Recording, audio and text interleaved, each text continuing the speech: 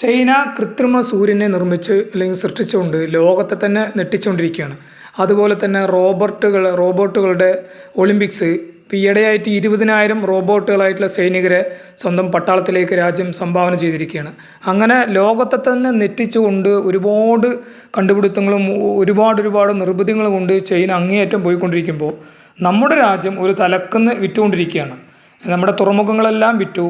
അതുപോലെ തന്നെ എയർപോർട്ടിൻ്റെ എല്ലാം ഷെയർ പരമാവധി എല്ലാം പ്രൈവറ്റുകാരാണ്. ഒരു തലക്കുന്ന് വിറ്റുകൊണ്ടിരിക്കുകയാണ്. ഇപ്പോൾ ഇതാ ലേറ്റസ്റ്റ് ആയിട്ട് നമ്മുടെ ISROയുടെ എല്ലാം പ്രൈവറ്റായിട്ടുള്ള കമ്പനികളെ കൊണ്ട് നിർമ്മിക്കാൻ, അതായത് നമ്മൾ സ്വന്തമായിട്ട് നമ്മൾ ISRO കണ്ടുപിടിച്ച ഒരുപാട് സാങ്കേതിക വിദ്യകൾ പ്രൈവറ്റായിട്ടുള്ള കമ്പനികൾക്ക് കൊടുക്കുകയാണ്. അവരാണ് ഇനി അത് നിർമ്മിച്ച് ഇന്ത്യക്ക് തരിക. അപ്പോൾ നിങ്ങൾ ആലോചിച്ച് നോക്കുക, എത്രമാത്രം ഒരു ഭീകരമായിട്ടുള്ള ഒരു അവസ്ഥയിലേക്കാണ് നമ്മുടെ രാജ്യം പോയിക്കൊണ്ടിരിക്കുന്നത്.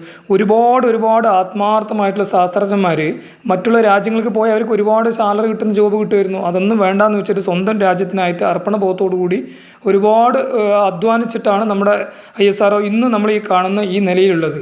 അതൊക്കെ വളരെ തുച്ഛമായിട്ടുള്ള ഈ ഇത്തരത്തിലുള്ള തീരുമാനങ്ങൾ കൊണ്ട് ഇല്ലാതാവുകയാണ്.